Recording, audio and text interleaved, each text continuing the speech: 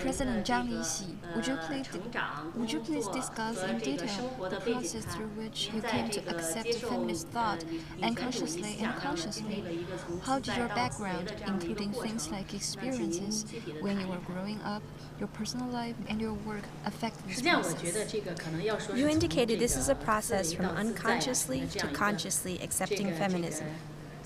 I myself find it difficult to summarize the various phases, to say in which phases that I was relatively unaware, in which phases I was rather aware, and in which phases I was actively engaged. I find it very difficult to categorize like this. But when I really begin to think back about this process, it is probably worthwhile for me to reflect on things that have happened to me.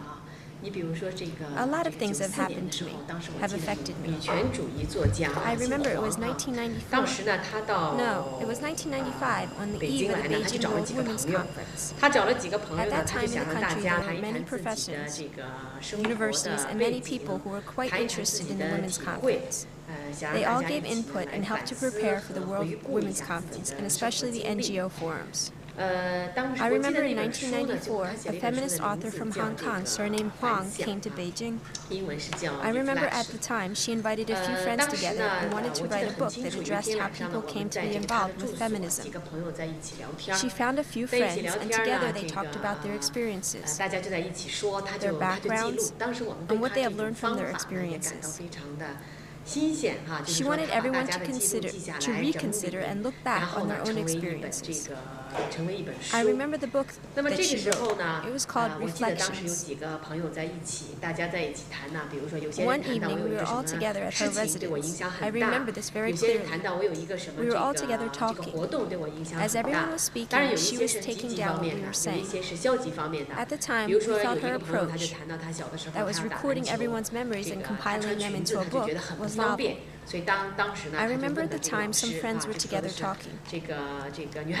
Some had started to talk about what things or events had a big influence on them. Of course, people addressed how some things affected them positively and how others affected them negatively. For example, one friend, when she was little, she wanted to play basketball, but she had to wear skirts.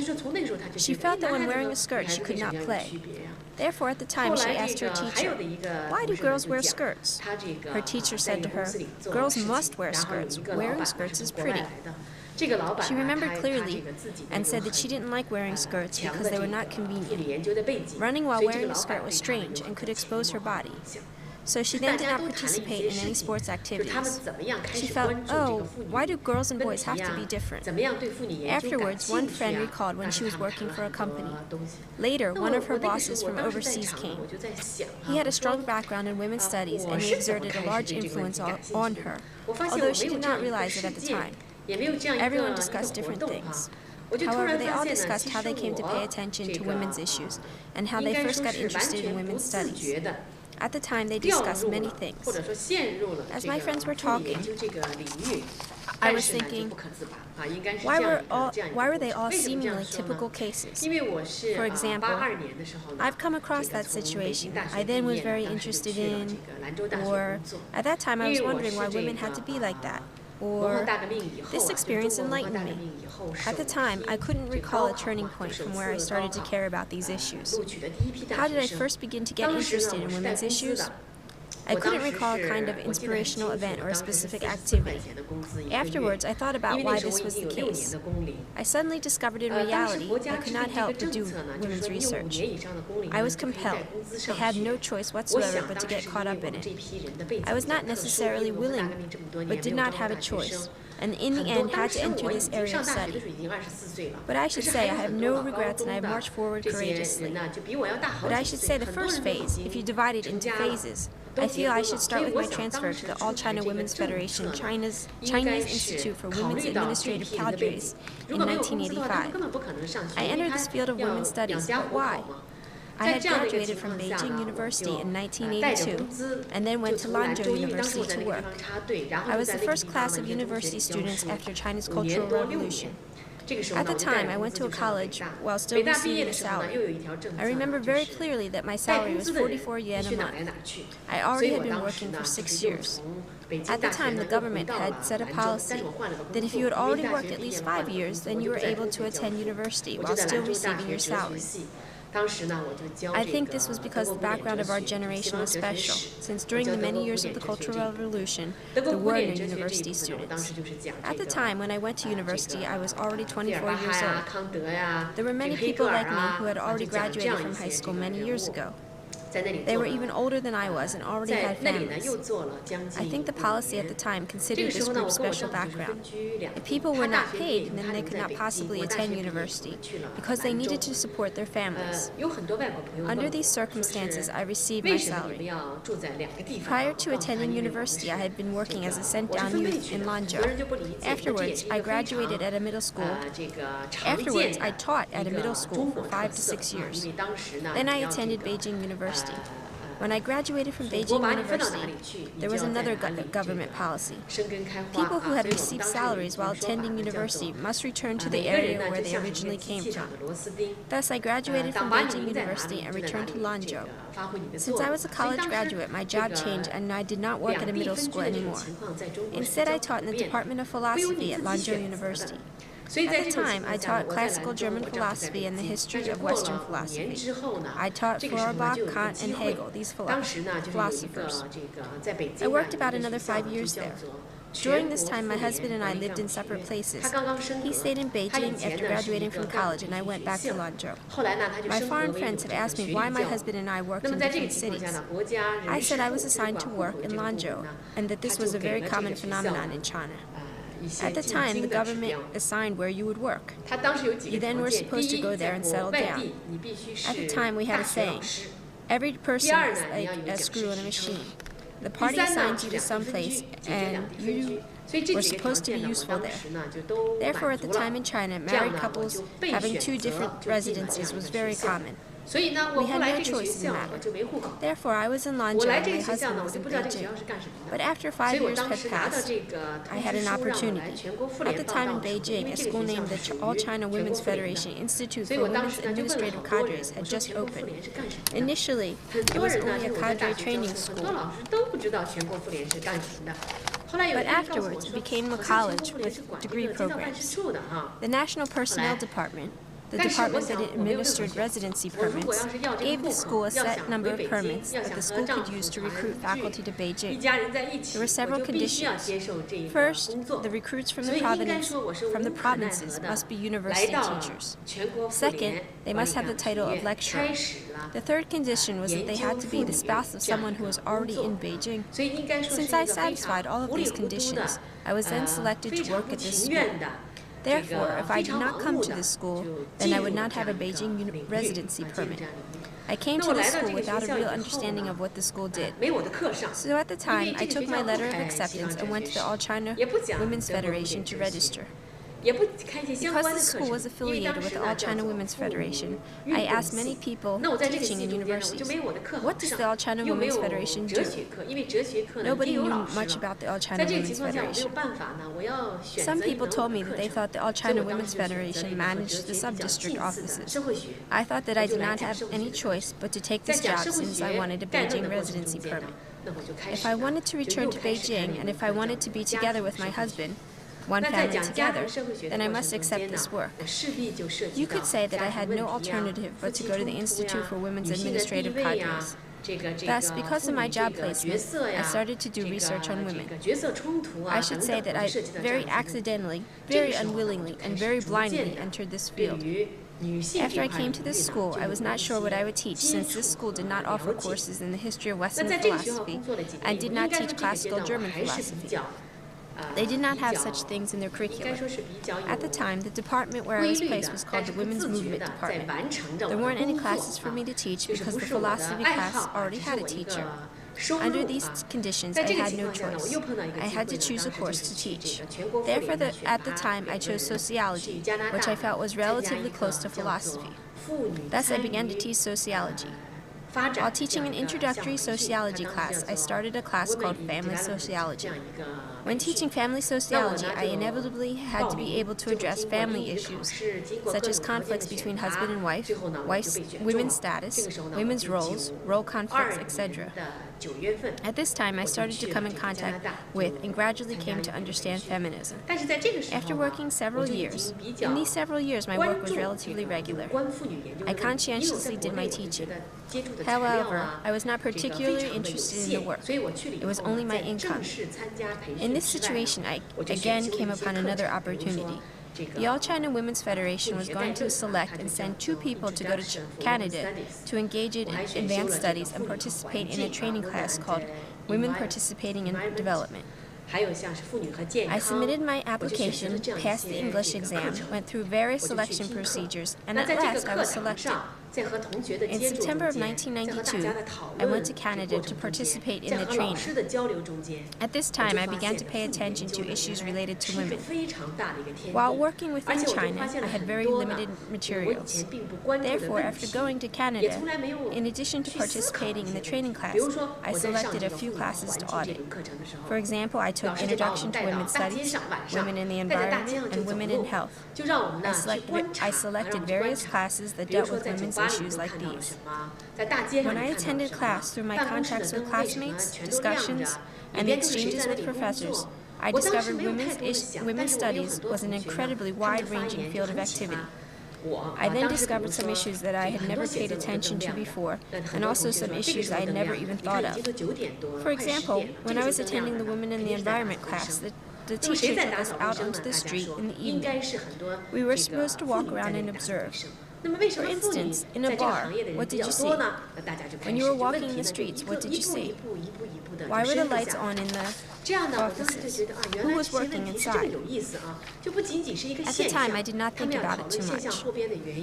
But what many classmates said caused me to think in a new way. For example, many office buildings were lit. At this time, it was after 9 o'clock, almost 10 o'clock at night. The lights were on so people could clean. Who was cleaning? Everyone said it probably was many women cleaning. Why are there relatively so many women doing this kind of work? We started to ask questions, and one by one we began to address these issues, going deeper and deeper. I felt these issues were really interesting. It was not merely some phenomenon that existed. My classmates wanted to discuss the reasons for this phenomenon. They also wanted to connect this phenomenon with the social structure, the social system, and the social culture. At the time, it caused me to think in a new way. I felt that year of study was really motivational to my career. I started to consciously pay attention to women's research and the domain of women's issues. Before going to Canada, although I worked at the Women's College and paid attention to women's issues, I separated myself from it and thought of it only as work, as an income. Studying for 1 year in Canada was a huge inspiration to me. I think it was a really motivational force and laid a solid foundation for my entering this field. So then at the end of 1993, I returned to Beijing. At the time, Beijing already started aggressively preparing for the 1995 World Women's Conference. While at a women's symposium at Beijing University, I met an American student named Lisa who was teaching at Beijing University. We then began talking, exchanged business cards, and so on. At the time, she told me that she had established an East-Meets-West feminist translation group. It was a completely informal small group.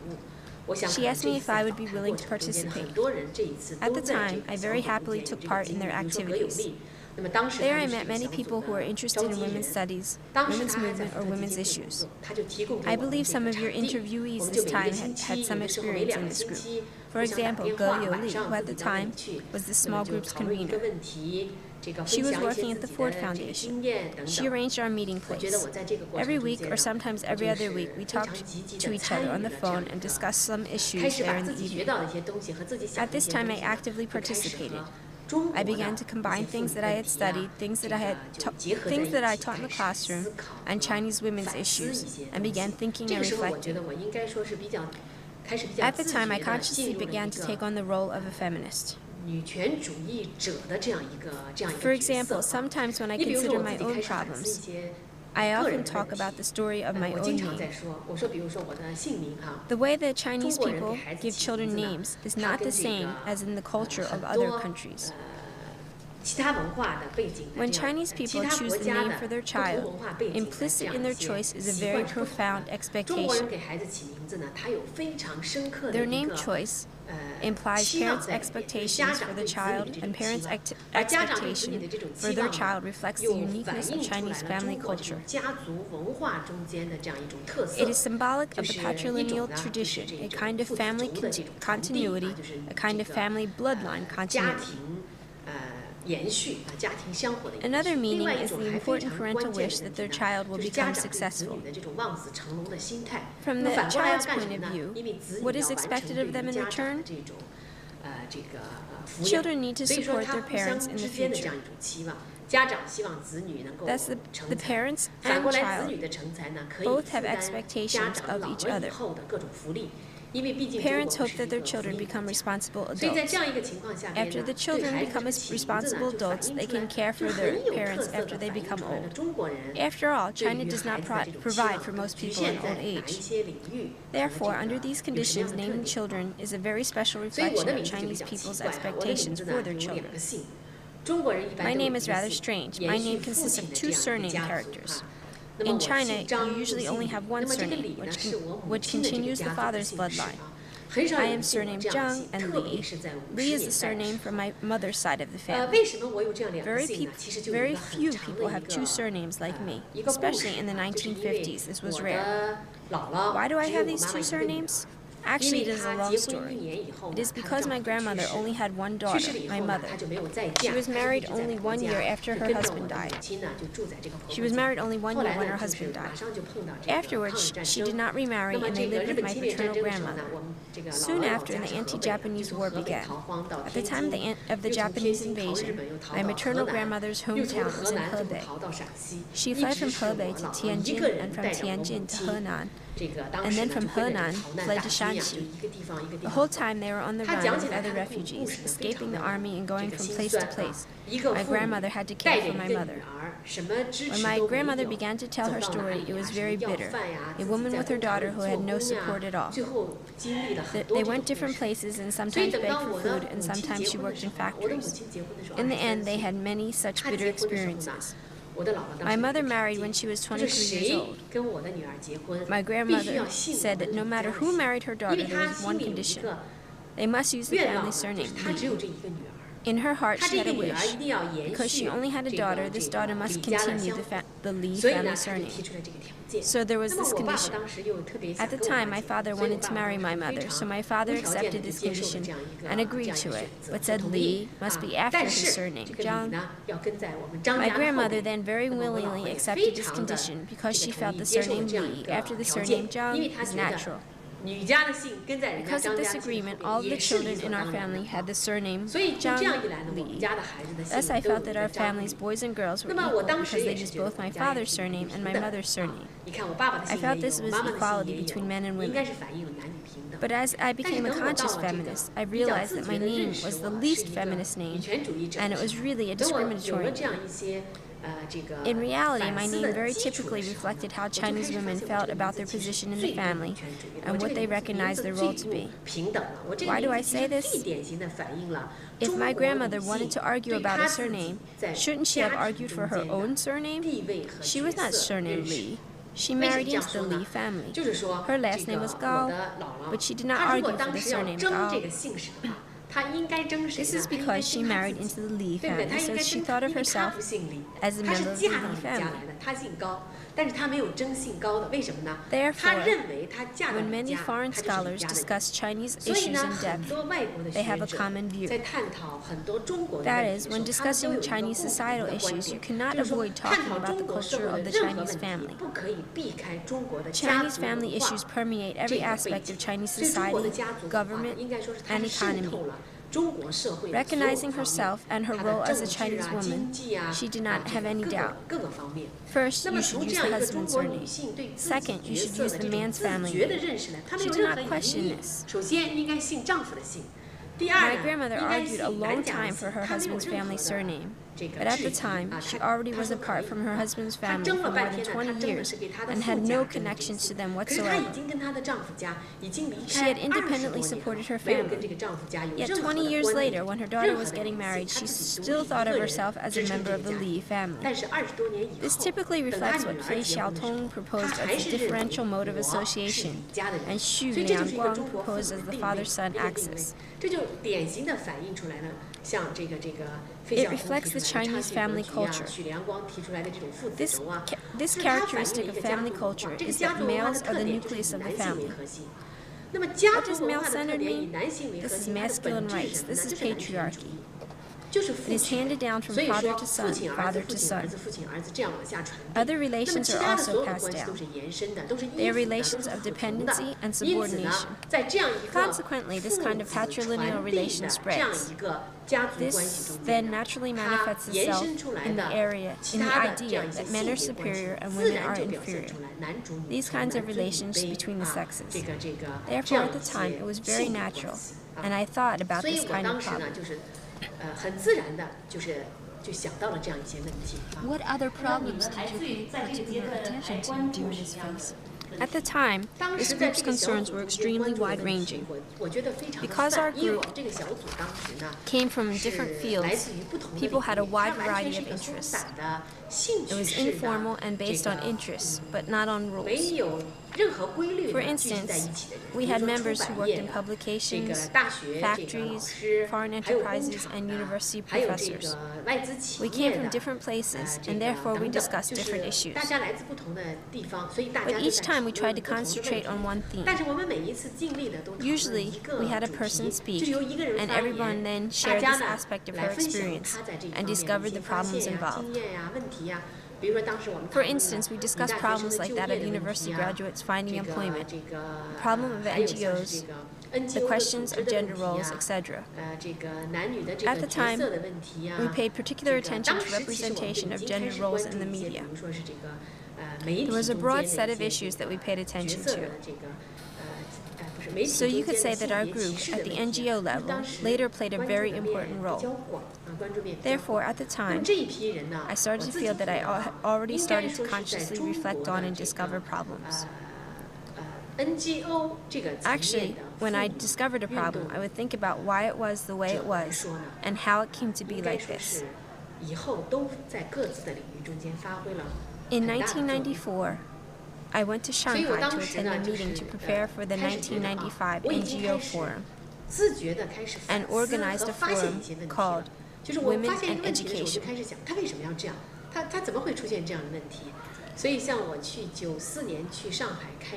I was responsible for organizing a panel called Women in Job Training that targeted women without college degrees.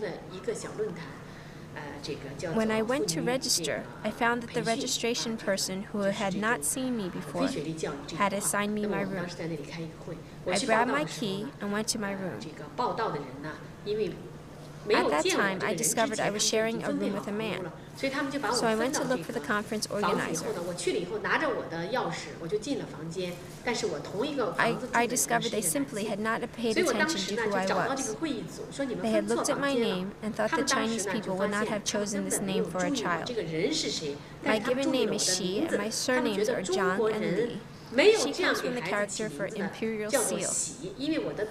It was the emperor's seal, and it is a character that denotes extreme authority. In most cases, this character is used to name a boy, just like the name Jianguo, which means building a nation. It is extremely rare for me to have this character in my name. Thus, they naturally place me in the male students' dormitory. When I went to find them, they apologized. I cracked a joke and said if my name were, for example, Zhang Huihua, you would have prepared a place for me in a girl's room. They laughed. Your name delivers a strong stereotype message among Chinese people. They know about you when they see your name. Therefore, I often make my students discuss this in the classroom.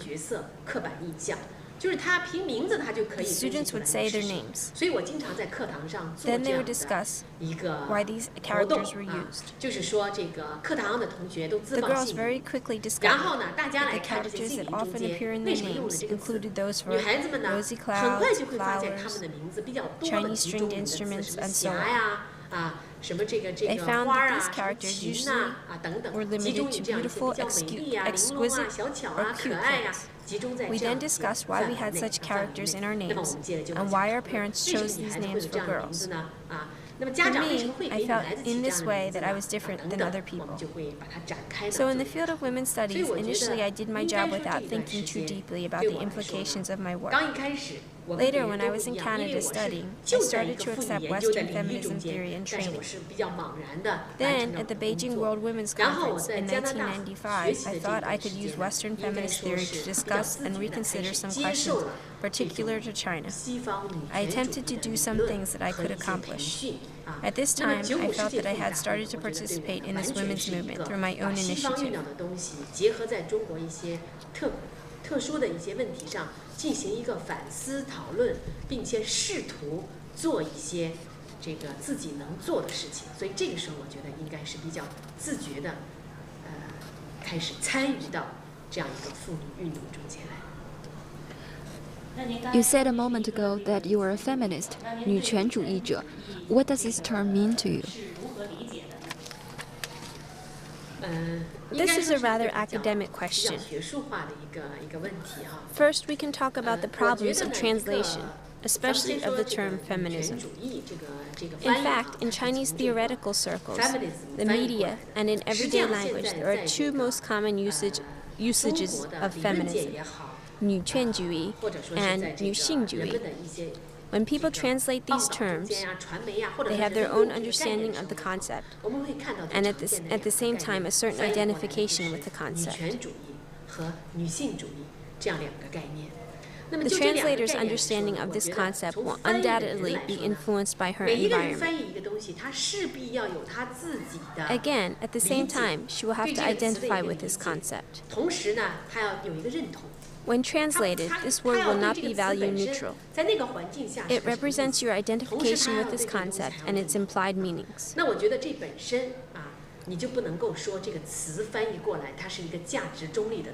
Actually, as early as the 1920s, during the New Culture movement, this word was translated from Western cultural theory.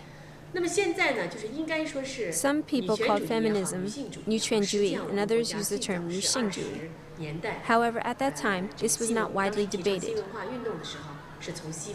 It was not until the 1980s when many Chinese people came into contact with the theories of women's studies.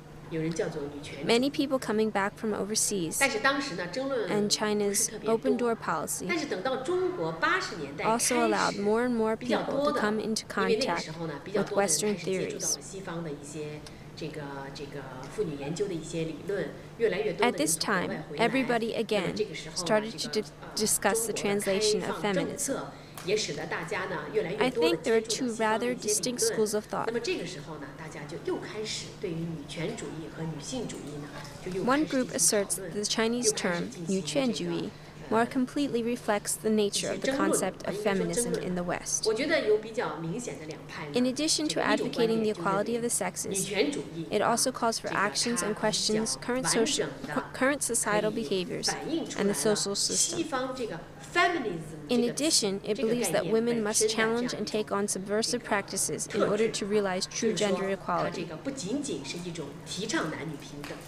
The translators who use 女性主义 as the term for feminism believe that the term 女权主义 clearly represents the first wave and has the characteristics of feminism in the 19th century. For example, this includes striving for women's right to vote, reproductive rights, protesting, and demonstrations. This view asserts that this concept of feminism represents how things were at this time.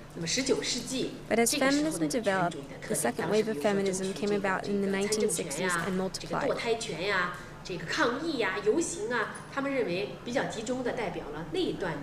No longer was it merely a unitary movement. There was also communication and many different voices were heard. In this kind of situation, the term 女权主义 could not comprehensively include all of the connotations of feminism.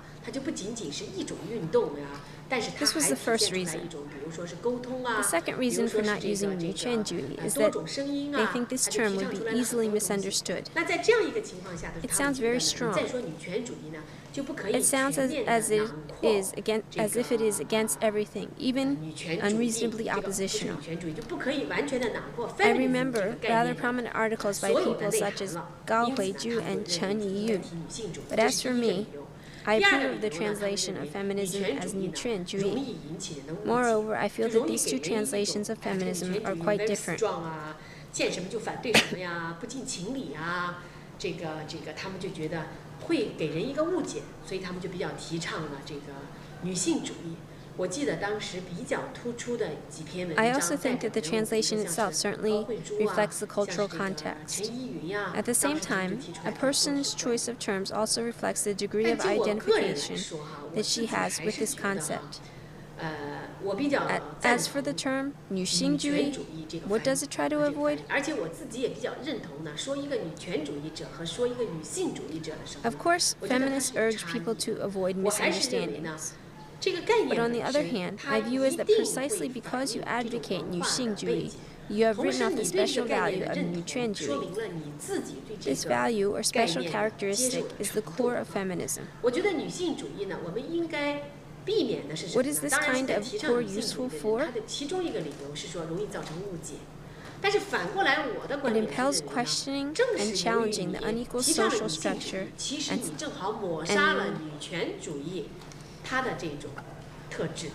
women advocate gender equality. This is not merely a kind of desire or belief. More importantly, it is a kind of movement. Therefore, I feel that 女权主义 should be used when translating the term feminism, because it represents the true meaning of feminism. 女性主义 feminists have persistently asserted that this usage can create misunderstandings. But things that create misunderstandings are exactly the special characteristics of 女权主义 feminism. Therefore, the things that you try to avoid are exactly the things that should not be avoided. Consequently, I advocate the term 女权主义 because in Chinese culture, terms like female, male, man, and woman already create a fixed impression. When you say female culture, femininity, female characteristics, people think of being kind and courteous and virtuous, the so-called feminine special characteristics. But I think this is something that should be avoided. We should not use a term which has these connotations. Therefore, I feel that using 女权主义 can more accurately reflect the essence and connotations of feminism. It can better publicly advocate feminism and the things associated with it. It should publicly confront things which 女性主义 feminists want to evade. Therefore, I approve of the term 女权主义. Of course, I realize that every person has his or her own views and understandings. I feel some people believe 女性主义 is a better reflection of the term feminism. I think this is an individual attitude. 比如说，有些人觉得女性主义可能更可以反映这样一些东西，我觉得这是个人的一个态度吧。 How do you see mainland Chinese feminism? Are you referring to the concept or the movement? 你是说这种概念，还是运动，还是？You can talk about the concept and the movement if you would like. I think that it is very hard to say that mainland China has a feminist movement in the same way that Western feminism has developed. Western feminism had a clear first wave and then a second. When we talk about the first wave, we can think of innumerable works, innumerable people who represented the movement, and representative points of view and activities. When referring to the second wave, we also can point to many typical things. But in China, well, when you speak of a movement, it should be a very natural combination of theory and practice. I feel that it is really difficult to say that China already has a feminist movement. I feel that it is quite appropriate to say that China has a group of people who have feminist consciousness. They actively carry forth the feminist movement and actively take part in work to promote gender equality in society. When we talk about movement, there should be a natural union between theory and practice.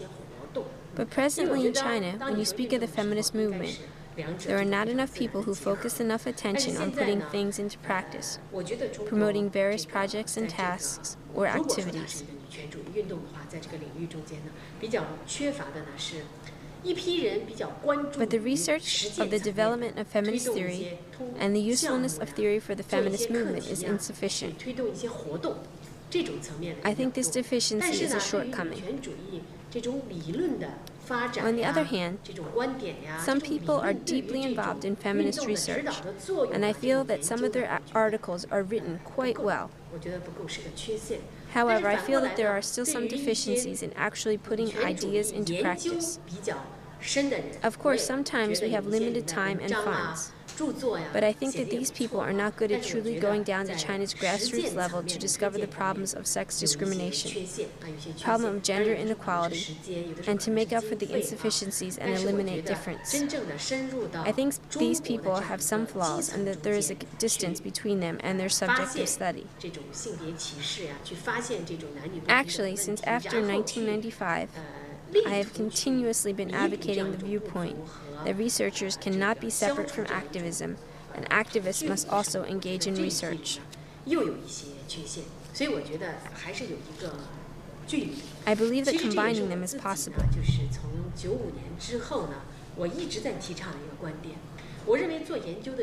Activists consider doing research too abstract, too academic. We have to use many concepts. For instance, postmodernism, post-structuralism, self, etc. It seems that as though if we do not use these new words, we cannot truly study this body of knowledge. Meanwhile, there are some researchers who feel that engaging in activities takes too much effort, and the effects are rather slow.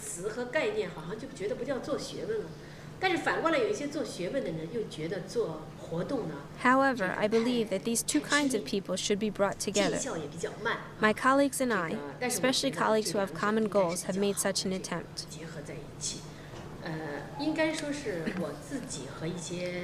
For example, after 1995, in the Chinese Institute for Women's Administrative Cadres, we established a group called the Women's Consulting and Activity Center. Why was it called the Consulting and Activity Center? At the time, we thought about whether or not we should do research. If we wanted to provide consulting and guidance, we needed to have things that had a theoretical component. But it also had an activism aspect. Could we unify theory and activism?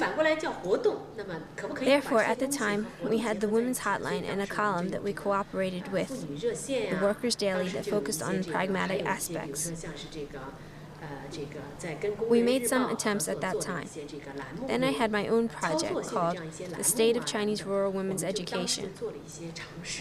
This kind of investigation came about because of the 1995 Women's Conference Forum. At that time, we did an investigation of rural women in 29 villages.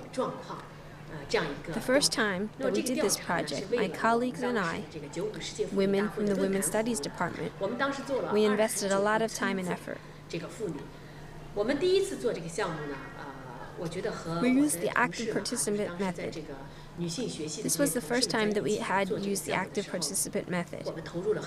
This was the first time we were going to do this project together with the people from the countryside. When we became more involved in the project, we discovered very many problems. For example, many women could not write Chinese characters. When we asked women to sign their names, they were unable to do so. Some asked if they could draw a picture. For instance, one woman said that she raised chickens, so she drew a picture of a chicken. Then we asked them to draw where their houses were. I remember clearly that we separated the men and women, dividing them into small groups. I still preserve 2 of these pictures. The picture drawn by one of the women was called My Home. This picture was of a traditional 4-walled Chinese courtyard. In the courtyard, there were very many side rooms: the kitchen, the main room, the pigsty, and the chicken coop. There were chickens running in the courtyard, and a person was feeding the chickens. She had this kind of picture. This was her home. But in a picture drawn by a man of his home, I could not find his house in the picture. He drew the railroad, which extended in all directions, and Beijing and Tianjin. At that time, he was living in Hebei. He also drew a fruit orchard, a pond, the county seat, and stores. Finally, he added a small dot. In that large picture, he said this dot was his home. At the time, I discovered that the concept of home for man and women are completely different. Through this project, we can study why the concepts of home are dissimilar for a man and a woman. For what type of education? When we are born, we are the same. After we are born, why do we gradually become man and woman? We started to bring this kind of research into the classroom. We started to study the socialization process of men and women. What kind of influence does our family, our schooling, and our society have on us? How does society turn a natural person into a man or a woman? In this project, I came to more deeply understand the reasoning behind Bouvier's saying that people are not born men, instead they grow to be men. So I felt that this project was not merely a practice-oriented project, counting female literacy rates, female education levels, how many girls have enough money to go to school, how many females have the aspirations of going to school, etc. It was not only about collecting data and materials and organizing them. I feel that attempts to understand the condition of women in the Chinese countryside, their ideas and wishes, to examine the cultural system behind this kind of reasoning can be integrated in our work. I remember at the time we chose one group of people to attend the preparatory meeting for the 1995 World Women's Conference in Beijing. For many of the women, this was their first ride on a train, their first time to come to Beijing, their first time to stay in a hotel, and their first time to see such a lively place. I remember at the time a woman said to me that she was astonished at how nice Beijing people were. After they left, we sat down and thought of the days that had passed. We had different kinds of feelings. For us, the stress had been quite severe. We brought them to Beijing. After they saw it, was it good or bad for them? We thought about this for a very long time. Some people might have immediately felt that it was not fair or was not equal. In their hearts, they might feel a kind of unhappiness. Therefore, did we do a good thing or not? We brought these women into this kind of environment and suddenly opened their eyes to so much. We really thought about this for a good long period of time. These are some of the issues that we later came across in the classroom and in our research. These kinds of activities provide lots of source material and a foundation for the development of the theory behind all of women's studies. This was only a project and a small example. Afterwards, we did very many of these kinds of projects and activities. Both these projects and classroom discussions really had a big influence on us.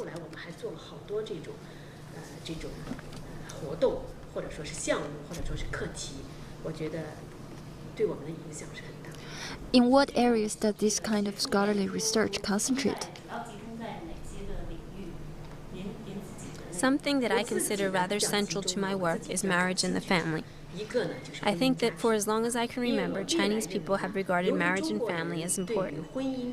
Thus, people's views of their family and familial relations have actually gradually seeped into other aspects of society. Therefore, I focus on marital conflict. Also, I myself pay a lot of attention to women's health, mainly women's psychological health.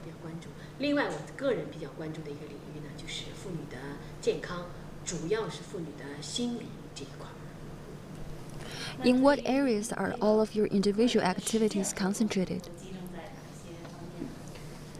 My own activities? In my personal experiences, I went to a women's school, and later it became the China Women's College. I was originally in the school and was a teacher in the women's movement department. Later, I became the head of this department. Then the name of this department was changed to the Department of Social Work. It had an emphasis on women's work. I was also the head of this department. Then I undertook some administrative work for the college. Now I serve as the deputy vice president. Throughout this kind of long process, I have never left my teaching post. My very many activities in this department have been carried out together with all of my colleagues who all have a common goal.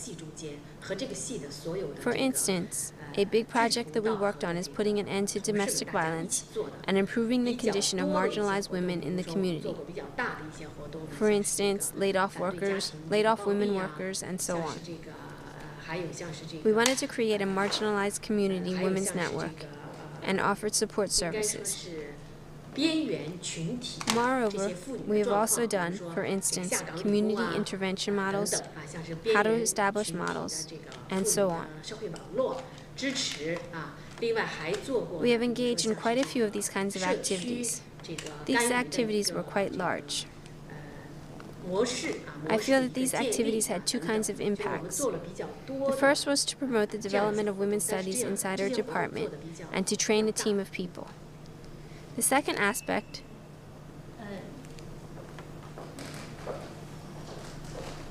was to have a tremendous influence on society.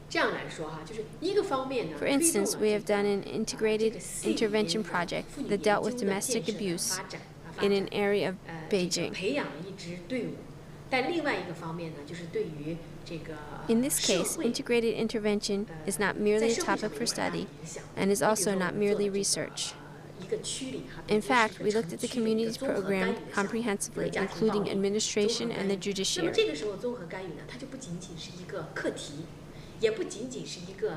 Participants included all levels, such as government officials, police department, and the judicial system, NGOs, and families.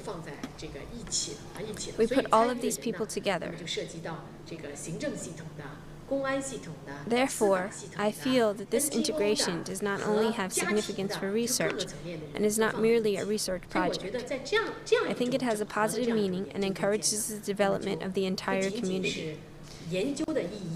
Encourages the development of the entire community building in China and the entire Chinese effort to prevent domestic abuse.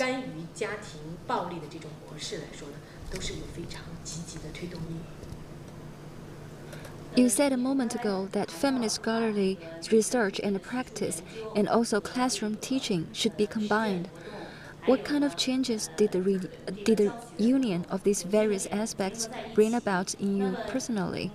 What useful things could you draw from this?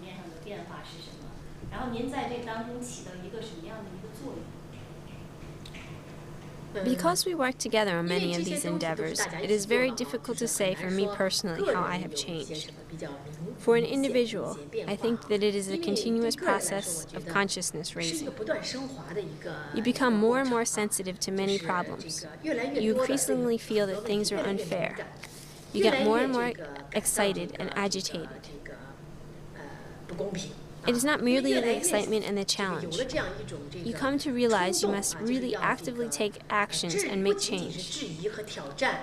So now, in the Women's College, the Women's Studies Department, the Social Work Department, and also a few other departments such as the Law Department, we all advocate research and action. This is the model of the Union of Research and Activism. Training students with this kind of model has had a huge influence on them. So when our students go on the market to work and compete for jobs, this is one kind of comprehensive qualitative advantage that they have. For instance, regarding their own self-understanding, they are full of confidence in their abilities to be effective against the unfair challenges that may lie ahead. For example, when one of our students went to a recruiting fair, there was a sign posted that said, "No female student interviews." There were very many university students in front of that sign. They looked, walked back and forth, and finally walked away. But our student stood in front of the sign and then sat there. Then she asked the recruiter what kind of person the company was looking for. He described the type of person that he was looking for. She told him that she met all of the requirements that he had just laid out, and then asked him why he would not hire a woman. He then asked where she attended college.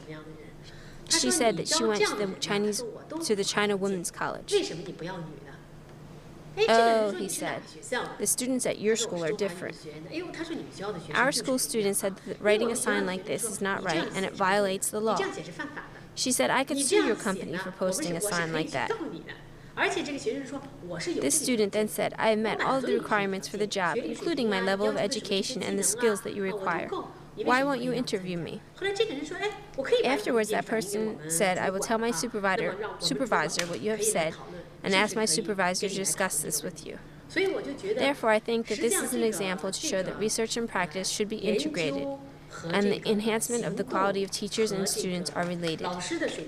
Therefore, it is very difficult to say, personally, what obvious changes I have undergone during this process. I think I have changed because of influence from being in my department, from the school, and from the students who have graduated. These different levels of influence are all reflected in my change.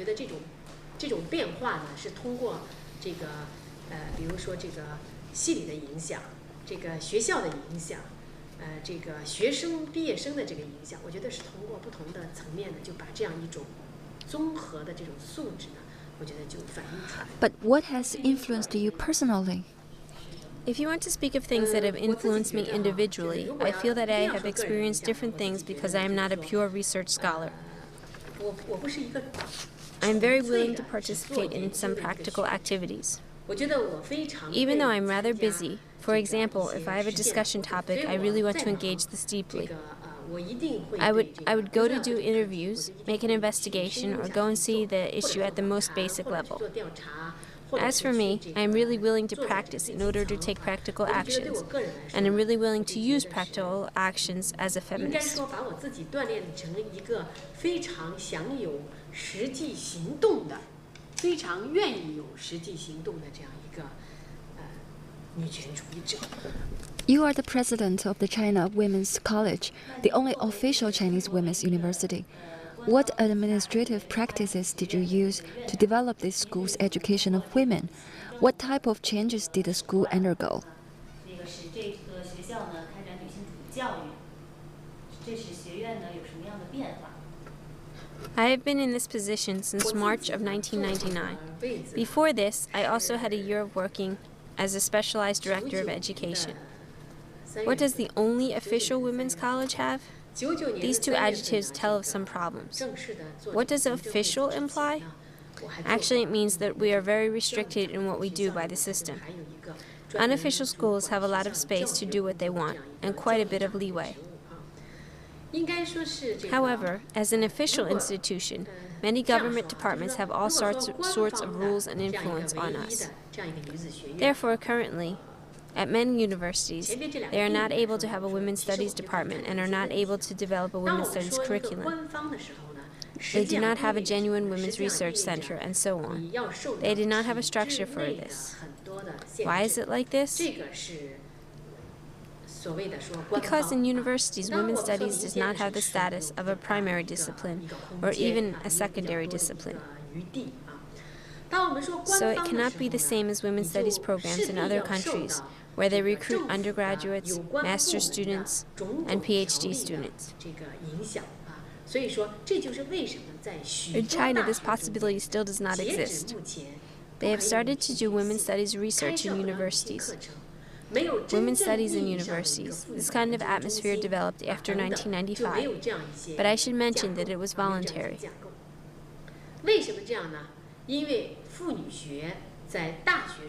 It has not received substantive, significant support from the administration. If, for instance, you are allowed to establish a women's research center, often you do not have the office space, the personnel, or the wages to pay them. You do not have access to very many resources. Therefore, there are very many things that you cannot do, and in fact, you will definitely fail. But in the China Women's College, inside such a special school, there is an unusual environment.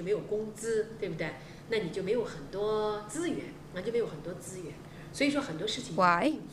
Because the school is affiliated to the All China Women's Federation. The All China Women's Federation is China's biggest NGO. Of course, many people question the status of the All China's Women's Federation as an NGO. Some people said it was a semi-NGO because it is semi-official. People that ask if we are official or semi-official always have some reasons. For instance, the personnel quota and the wages of the Women's Federation all come from allocations of funds from the government. This is a fact. Although its funds are allocated by the government, we should also look at this from another point of view. The Women's Federation does not have policy-making power. Therefore, the Women's Federation certainly does not participate in government policy-making, so it is only a bridge. The Women's Federation only acts as a bridge. Because of this, the organization has a lot of space within which to work. Thus, the China Women's College is then placed in this unique position. It both falls under the guidance of the All China Women's Federation, because it is the All China Women's Federation's subordinate school, but at the same time, it is also under the guidance under the Ministry of Education. This is because degree-granting education in China falls under the Ministry of Education. So therefore, we have two supervisory bodies. From the point of view of the All China Women's Federation, we undertake the responsibility of training women cadres, implementing equality between men and women, which is a basic state policy, advocating for the equality of the sexes, and encouraging the spirit of the four selves among women, and so on. We take on these duties. Therefore, this kind of women's research, for the All China Women's Federation, researching women's issues is a natural part of one's work. Because of this, we are different from other universities. I often jokingly say that if professors at other universities want to teach women's studies courses, it is like struggling for a bowl of food to eat. Since women's studies is not an established discipline, they have to fight for time and resources to teach. However, at the Chinese Women's College, we do not need to fight for a bowl of food. What we do is teach women's studies courses. Therefore, researching and studying women's issues at the Chinese Women's College is natural. But at the same time, we also fall under the guidance of the Ministry of Education. The Ministry of Education supervises the construction of our curriculum, the majors that we offer, and supervises the degree and direction of the development of the institution. In this way, we are severely limited in what we do. For example, you have a Women's Studies Department. We have established a Women's Studies Department, but what degrees does the Department of Women's Studies issue to the graduates? What diploma do they receive? I do not know. If you want to recruit women's studies undergraduate students, you can't. Why? Women's studies is not considered a primary or secondary discipline. We cannot recruit women's studies students, and therefore we cannot give these students diplomas. Because of this, you are absolutely limited. But under this kind of situation, as for me personally, although you have challenges, you also have very big opportunities.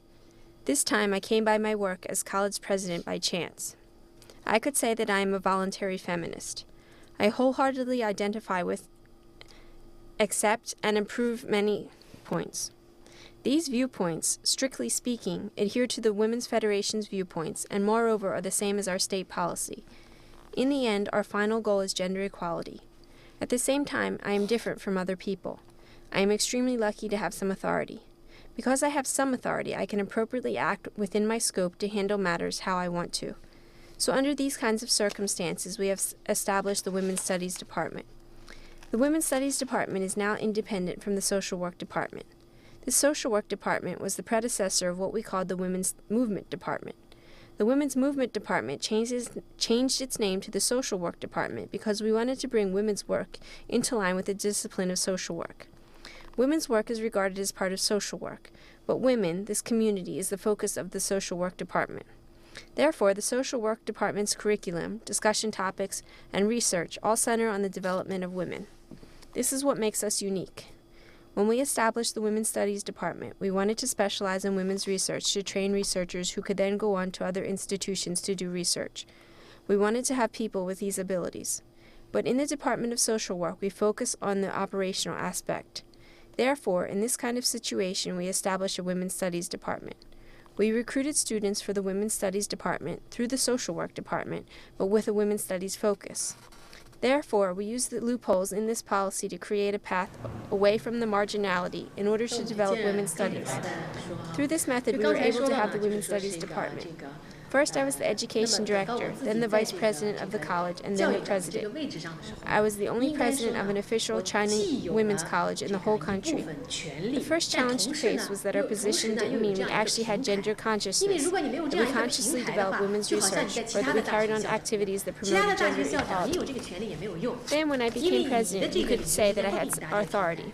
And at the same time, I also had a space for action. If you do not have this kind of space, it seems as if among other university presidents, even though they may have this authority, they still are not useful. Sometimes the area under their control does not allow them to create their own space for action. I happen to have both the authority and the space. For me, this is an extremely good opportunity. I can do things that I want to do. For example, some university presidents also encourage and approve of feminism, but they may not be able to carry out these things. There are some people who really approve of these ideas, but they cannot continue to carry them out. Therefore, from this point of view, I really was quite lucky. I could rather naturally unify my way of thinking, my ideals, and my work. It is similar to how we built the Women's Studies Department that I talked about a moment ago. Then I gradually began to consider making some changes, not merely in terms of institutional building, but also bringing about some fundamental changes. We believe this is quite essential. For instance, from a structural perspective, we have the Women's Studies Department and the Social Work Department. As for the Social Work Department, we said a moment ago that its focus was the female community. We also have the Law Department. What does our school's Law Department focus on?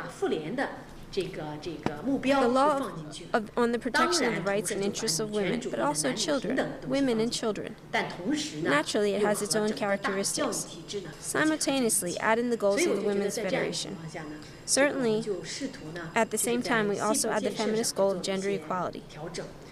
At the same time, we need to be unified with the entire education system. Therefore, I think that based on these circumstances, we attempted to make adjustments in departmental building. At the same time, for instance, in the library, there is a collection of feminist books. Soon, we also will start a Women's Information and Resource Center. We wanted to make this center so it would become the country's biggest collection of electronic resources, where you could search for online materials, and also the largest collection of source materials on women's studies and so on.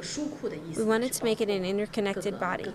I hope that we can provide China's largest, most complete, and most easy-to-use feminist book collection. This collection would include every aspect of feminism. Now, we already carried out some planning and have made some adjustments. We are currently working on this. Also, the focus of the school's research supports topics that are related to women. The point was extremely explicit. Therefore, at the China Women's College, your research proposal has to be relatively focused on women's issues, but any aspect of women's issues. Because we have a variety of departments, although we have 9 departments and more than 30 different areas, women's literature, more than 30 different areas of specialization. These 30 different majors all can be related with women. You can study women's literature, women's health, kindergarten principles, gender training, etc. We bring together all of our areas of specialization with women's education. It starts in the curriculum, but we also started a required course for the entire school. This course is called Women's Studies. This course is not only a 40-class-hour introduction to women's studies. In fact, in class discussions, we want to focus on the essence of the subject area. There are different topics, for instance, women in society, women in health, women in employment, and so on. It immerses students in the context of different topics. In this way, every department, you are a China Women's College student, and you must take this class. I think this is quite unique in the country. Moreover, we also clearly see that students benefit from this aspect of their education. For instance, I just gave you that example of the student who was looking for work. She knew that sign was not right. Why? Because she had learned from this curriculum that sex discrimination is illegal.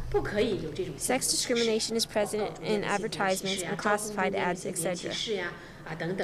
It even includes some work situations such as sexual harassment and so on. In our physical education class, we have a class called Women's Self-Defense. It also teaches the students how to protect themselves from the law and from others' actions. Thus, we have very many distinct aspects of the curriculum. All aspects of the curriculum revolve around our essential core idea. Moreover, in the entire school, we really advocate the educational model that combines teaching, scientific research, and practice. Looking at this from the bigger picture, this is a problem of how the school wants to position itself. Should it become a research institute or a comprehensive university, or a university of high quality that focuses on undergraduate education? So we positioned the school in a way so that we would have special characteristics. For instance, we sought to be special, not comprehensive, and chose quality over quantity. We also have some slogans in order to highlight the cultivation of young women with the spirit of the four selves and talented female students in different areas of studies. According to this basic idea, in reality, we know we have to reform the curriculum in the classroom. We have to advocate that students participate in practical matters. We have to advocate for teachers to do research. Trying to do this, we realized we faced a very important problem of communication between teachers and students, and between society and teachers and students. This is a problem of building linkages. In this kind of process, some traditional ideas in the Chinese education process, such as the unquestionable authority of the teachers, the idea that if a teacher says something, then it is right, and the idea that the students only listen and do not think, have gradually changed under our new educational principle. This is something that feminism indeed advocates, the idea that everyone is equal and everybody has opportunities. These ideas have slowly affected pedagogy, curriculum, research, and practice. Therefore, our students go out into society and engage in practical activities. For instance, being concerned for migrant workers, children, and volunteering at mobile schools. Our students gradually have the sense that everyone should be equal and that everyone should have equal opportunity. Everybody needs to have self-respect, to be self-competent, to be able to support herself, and to have the spirit of self-strengthening, working hard, and self-respect, and so on. This kind of spirit has slowly affected each sector of teaching.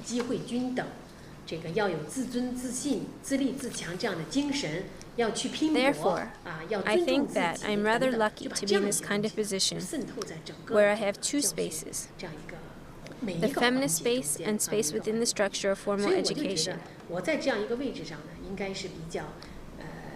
In this way, our school is unique in China. We have implemented a women's studies curriculum, the only institution of higher learning to have a women's studies department. So we integrate research, practice, and teaching into one body with the hope that we can provide support to other universities and a very good environment for foreign scholars who come to China to conduct research on Chinese women. So as the deputy president of this college, I personally have worked very diligently to promote this aspect of our school. But I should also say that I had a very good opportunity and the space for action to carry out my work. Compared to other colleges and universities, it is much smoother and much easier to do our work. Of course, other administrators in this school did not all consciously accept the ideas of feminism. But we all had the will to make this school special. What kind of special characteristics? These characteristics are based on women's studies research. Because of this, everybody rather easily accepted my general design and ideas. Therefore, in carrying this out for some years, since this school became the Chinese Women's College, from 1995, when we officially changed our name, to the present, we have increasingly clearly highlighted our own special characteristics. 来接受女权主义这些东西啊。 We 但 have 是大家有 more 一个 and more 意愿呢， famous women's 就是这个 studies 学校有特 researchers 色， and 特色 some 在哪 quite 里？ well-known 特色要 women 定在 scholars. 妇女研究上边。那么因此大 Thus, 家呢 also, 就 we 比较 have 容易 more and more 接受 influence on 这样一 society. 个总体的设计和想法。所以呢，在推行过程中间呢，应该说是这些年来哈，这个改成中华女子学院以来，就是这个学校从85年，这个95年这个正式改名到现在为止呢，应该说是这个越来越明显，越来越突出自己的特点，也越来越有了一批比较知名的妇女研究的专家和学者，也越来越在社会上呢有了一些这个影响。 What difficulties then did you have in this process? For instance, were there any conflicts between your feminist values and All China Women's Federation's organizational values, or the values of other officials at your school?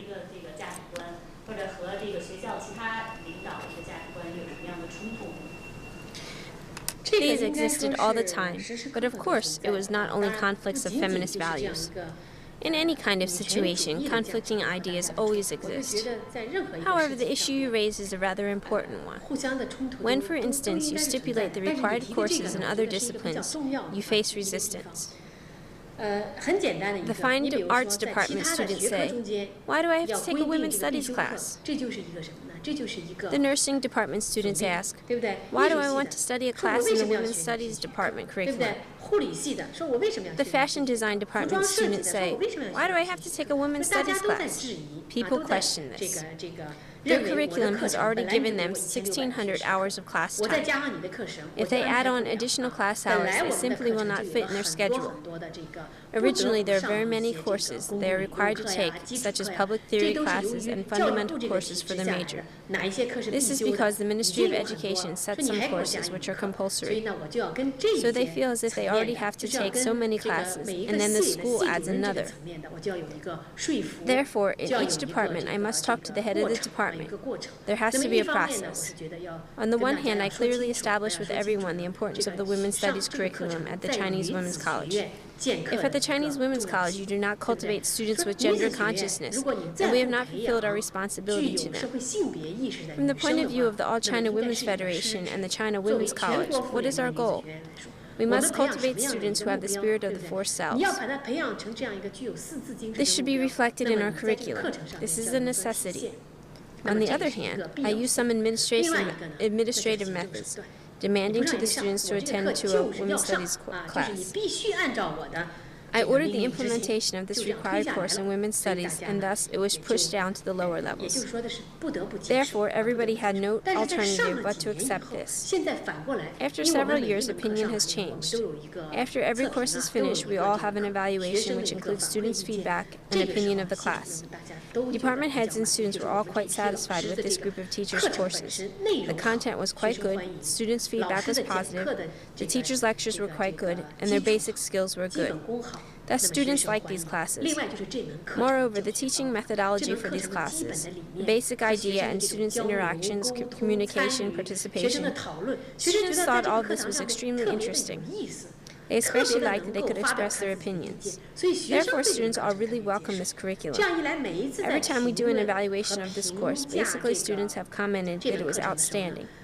Thus, currently, everyone has gradually come to accept this kind of curriculum. Therefore, I have these kinds of obstacles that I talked about above. Moreover, I think these kinds of obstacles are not initially obvious. It is not deliberate or intentional, but the result of a difference in ideas. For instance, when we were promoting the special characteristics of the Chinese Women's College, some people said, right, we should have a special character. As you can see, some girls have no education on how to carry themselves, how they should stand, sit, and walk in a ladylike way. We should teach them how to wear clothes, teach them how to have a good image. As for the question of women's image, as a feminist, I have never had the idea that people should have disheveled hair and dirty faces, and not take care of themselves or be extremely messy. But we cannot train students according to how everyone thinks women should behave or act. This would mean that the Chinese Women's College had failed, right? But in this kind of situation, when discussing these things with some of the leaders and teachers, you sometimes have a conflict of ideas. Everyone wants the school to have special characteristics and believes that the school must advocate the four selves and that women should have their own goals for cultivating themselves. But when actually putting these things into practice, you may discover that you are talking about two very different matters. Actually, you're doing two different things. Therefore, I think in this aspect, there is still so much work to be done. Often, there is a conflict of ideas, differences, and the intersection of the two. Everyone should try to work together to accomplish these things, but this does not always work. I think that we must go through this kind of process. Moreover, from the point of view of the All China Women's Federation, they are, after all, a bridge that connects the party and the women's populace. Therefore, to a very great degree, we definitely have to carry out the party and government's resolution and policies. Because of this, sometimes I feel that in some concepts, problems may emerge.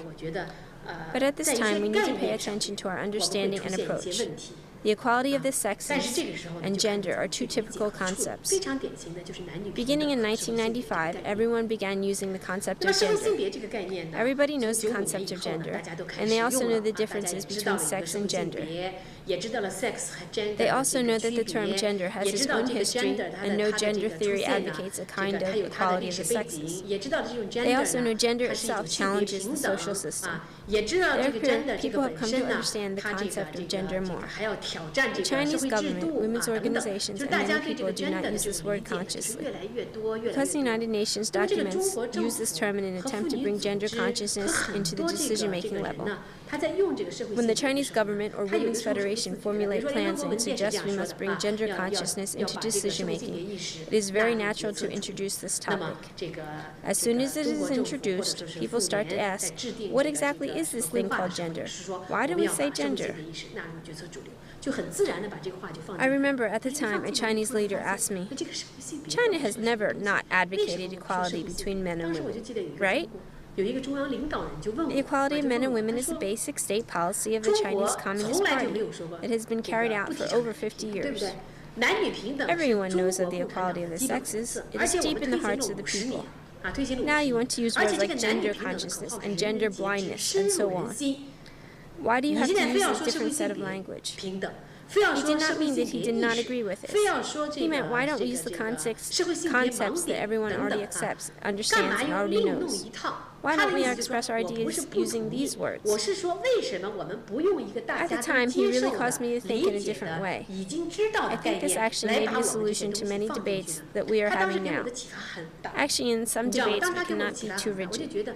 We cannot say, my way is of course the only way. If you do not agree, I cannot do it, or I will not do it. Then nothing can be accomplished. Therefore, because of this kind of situation, I actually discovered that sometimes you can discuss new issues within a previously existing framework. In fact, when I think of the similarities and differences of gender and equality of the sexes, I feel they share many things. You cannot say that equality of men and women and gender are completely different concepts. You cannot understand it this way. I think the equality of men and women, advocating the equality of the sexes, has been a basic state policy, and the Communist Party of China has done this for many years. You cannot deny the work the Chinese government and the Communist Party has carried out. I think at the very least, no man dares to say, I am a male chauvinist, or I am like this. Why? Because everyone thinks that male chauvinism is a derogatory term and is not a good thing.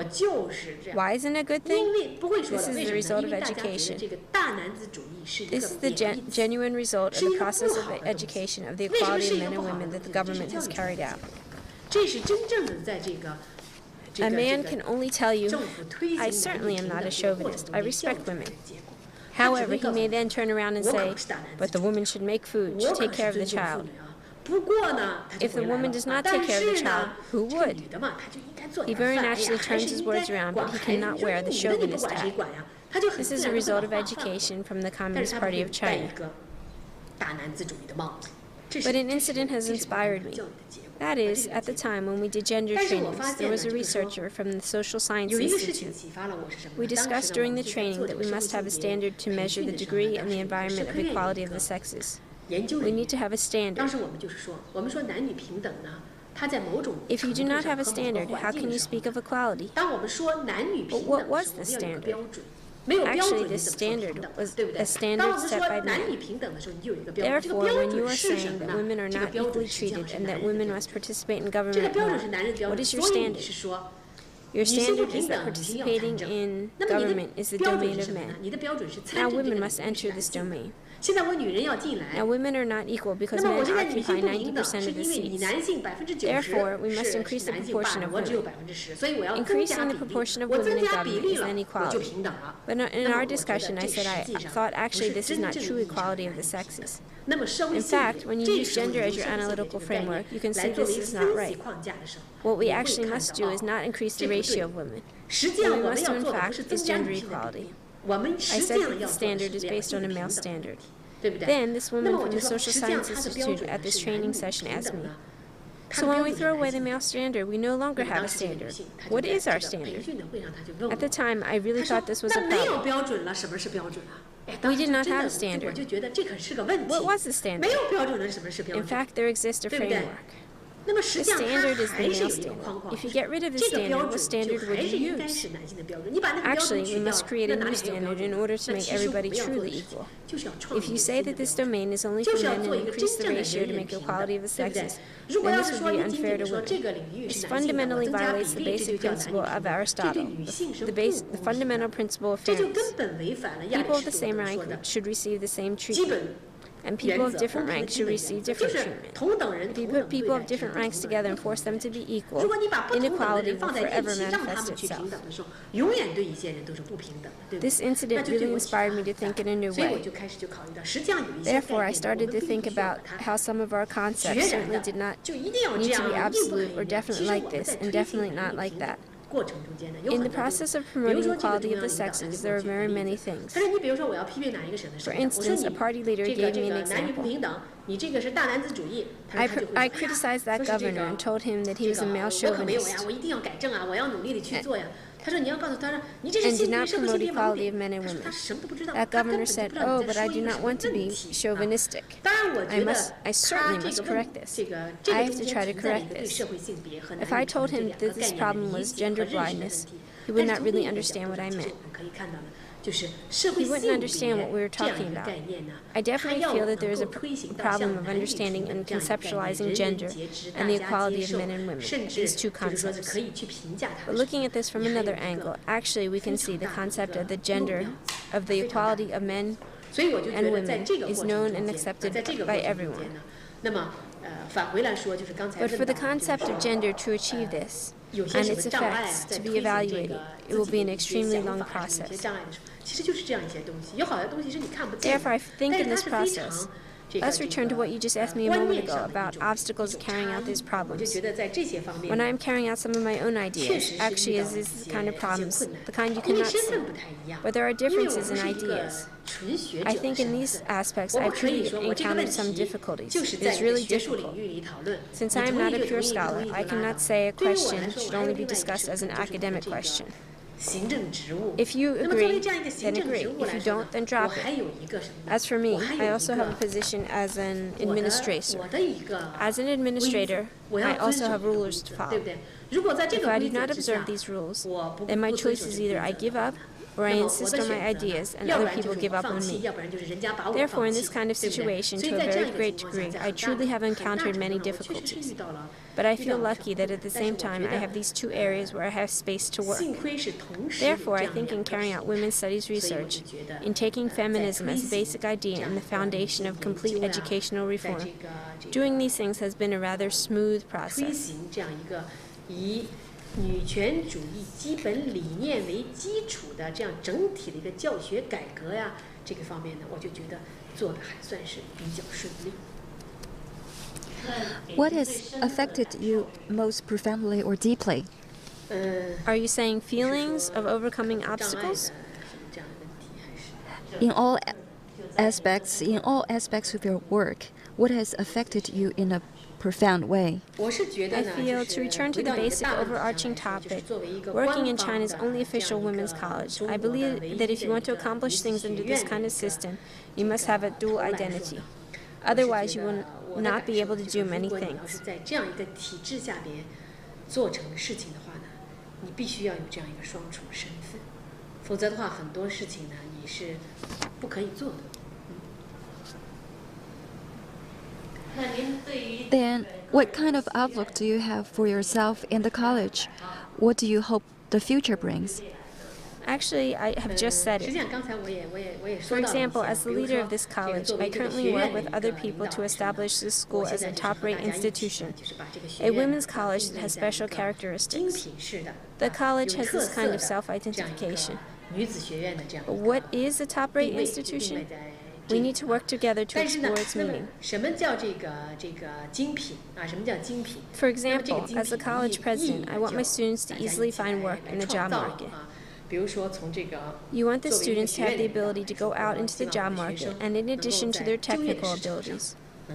For example, a law department graduate would need to understand legal knowledge. Clothing design department students need to understand colors, cutting garments, etc. Even apart from this, I hope the students who graduate from our school are able to become a new force in the women's movement. They should consciously and unconsciously promote gender equality and take this as their personal responsibility. This is one special characteristic. Another special characteristic is that the school positions itself within the women's community, because I feel that you cannot abandon this space of operation. Under the auspices of the All China Women's Federation, I carry forth the goals of this organization and position ourselves in alignment with Women's Federation's positions in the women's community. I feel the goals of the Women's Federation and our goals are the same, because we all want to achieve a kind of equality. How we accomplish this is up to us, but our goals are consistent. We cannot give up this special characteristic of our school. Therefore, other departments, research activities, and practical activities are all concentrating on the women's community. We want to actively foster young women.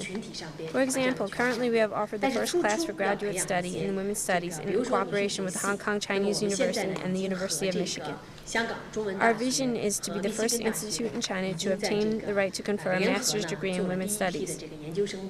Why don't we recruit students for a bachelor's degree?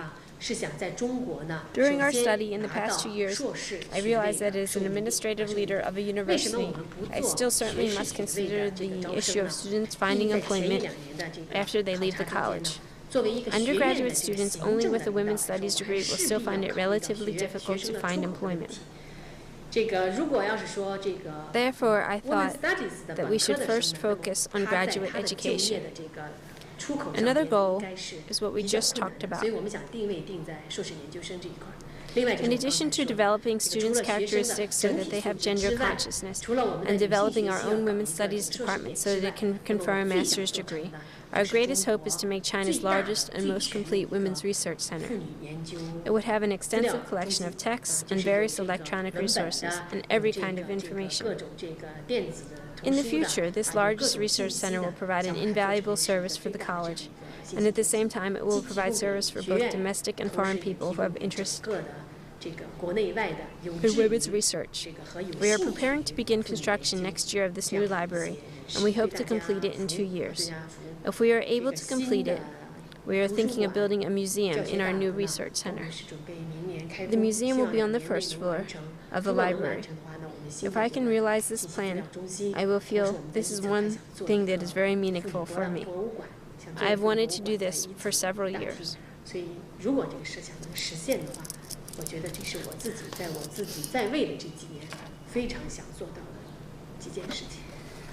What plans do you personally have for the future?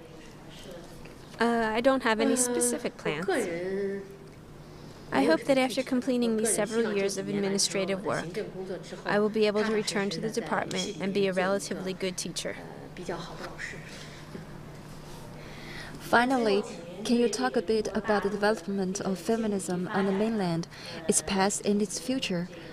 what kinds of difficulties will the development of feminism on the mainland face, and what kinds of efforts need to be carried out? It is very difficult to summarize this question. Actually, I also thought about this question, but I still feel it is rather difficult to answer. I feel that we can divide it into levels. The first level concerns the sphere of academic research. I feel that this is the most rapidly developing field. Why? I feel in this sphere, in the recent years, research in feminism should be relatively smooth and develop relatively quickly. This is because these changes have come about at the same time as the government's reform and opening policy, the revolution in the education system, an increasing number of scholars returning from overseas, and along with increasingly more people beginning to accept different kinds of thinking. But I personally estimate that until we can make women's studies an official discipline like it is overseas, to obtain National Ministry of Education approval, and to be able to award different types of degrees, there is still a long way to go. Because people still consider women's studies to be a marginal discipline that does not count. Currently, there are a lot of people engaged in this kind of work. For example, Du Fangqin of Tianjin, Wang Zheng, people at our school, as well as Beijing Normal University. We are jointly putting together classes for a higher education curriculum that encourages women's research. Our goal is to be able to influence college students and establish a favorable climate for women's studies. After we have a foundation, and when the Ministry of Education approves and agrees to our plan, then we already have a few prerequisites. I feel this is one level.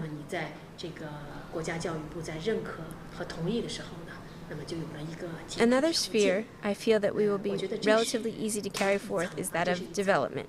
Why this field? Because currently many people, no matter if they accept or do not accept feminist thought in theory, in fact have already discovered this field or are carrying out programs in this field.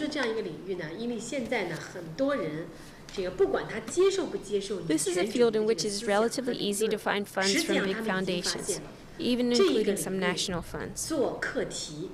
For example, there are funds for women's employment projects, training rural women, supporting marginalized women, etc. I found that quite a lot of people have already begun to pay attention to these programs. Although some officials have not consciously accepted some of the feminist theories, methods, and perceptions, they still feel they can do these projects because they have funds. Therefore, I feel that similar to the field of women's research, the field of development should also receive our attention. I believe the development of these two fields probably occurs rather quickly. I believe that a big issue is that these two fields are still relatively separate. Still, people doing research focus on pure scholarly research.